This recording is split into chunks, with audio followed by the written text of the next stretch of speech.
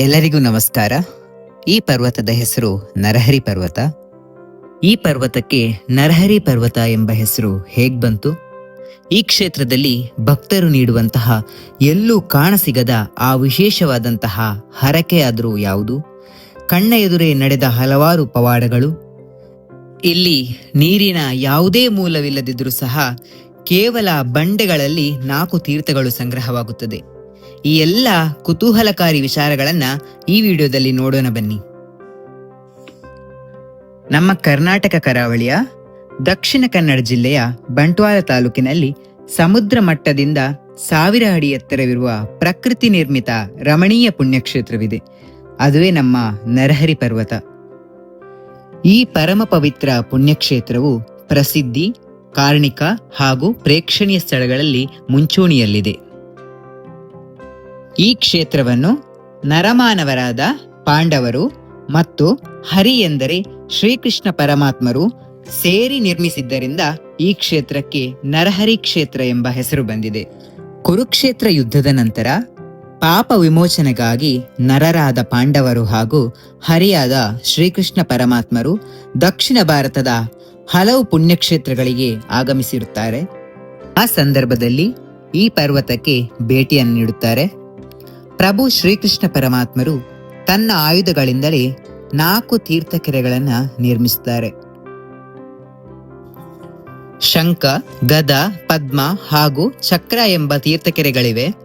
ಶಂಖ ತೀರ್ಥಕೆರೆಯು ನೋಡೋಕೆ ಶಂಖದ ರೀತಿಯಲ್ಲೇ ಇದೆ, ಗದಾ ತೀರ್ಥಕೆರೆಯು ಗದಾ ರೀತಿಯಲ್ಲೇ ಇದೆ, ಅದೇ ರೀತಿ ಪದ್ಮ ಹಾಗೂ ಚಕ್ರ ಸಹ ಇದೆ. ನಂತರ ಪಾಂಡವರು ಈ ತೀರ್ಥಕೆರೆಗಳಲ್ಲಿ ತೀರ್ಥಸ್ನಾನವನ್ನು ಗೈದು ಶಿವಲಿಂಗವನ್ನ ಪ್ರತಿಷ್ಠಾಪನೆ ಮಾಡಿ ಶ್ರೀಕೃಷ್ಣ ಪರಮಾತ್ಮರಿಗೂ ಮತ್ತು ಆ ಶಿವದೇವರಿಗೂ ಪೂಜೆಯನ್ನು ಸಲ್ಲಿಸ್ತಾರೆ. ಪಾಂಡವರು ಪ್ರತಿಷ್ಠಾಪಿಸಿದ ಶಿವಲಿಂಗವೇ ಸದಾಶಿವ ಎಂದು ಕರೆಯಲ್ಪಟ್ಟಿತು. ಅಂದಿನಿಂದ ನರಹರಿ ಸದಾಶಿವ ಕ್ಷೇತ್ರ ಎಂಬ ನಾಮಾಂಕಿತವನ್ನು ಪಡೆದಿದೆ.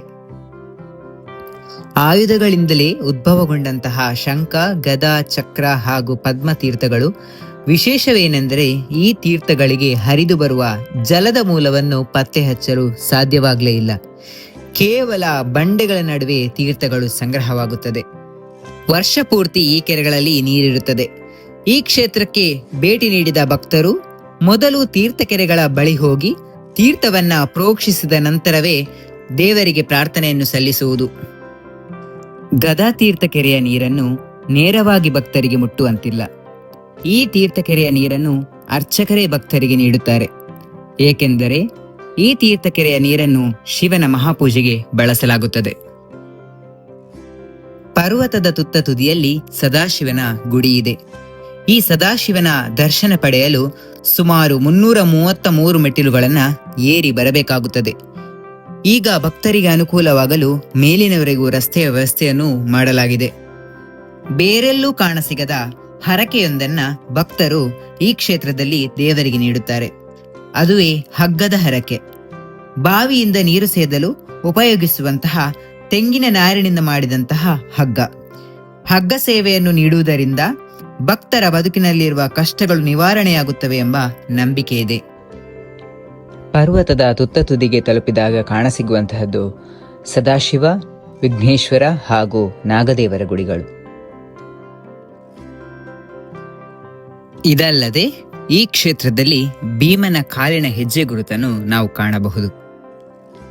ವಾರದ ಪ್ರತಿ ಸೋಮವಾರ ಸಂಜೆ 6ರಿಂದ 7 ಗಂಟೆಯವರೆಗೆ ಬೇರೆ ಬೇರೆ ಭಜನಾ ತಂಡಗಳಿಂದ ಇಲ್ಲಿ ಭಜನಾ ಕಾರ್ಯಕ್ರಮ ನಡೆಯುತ್ತದೆ.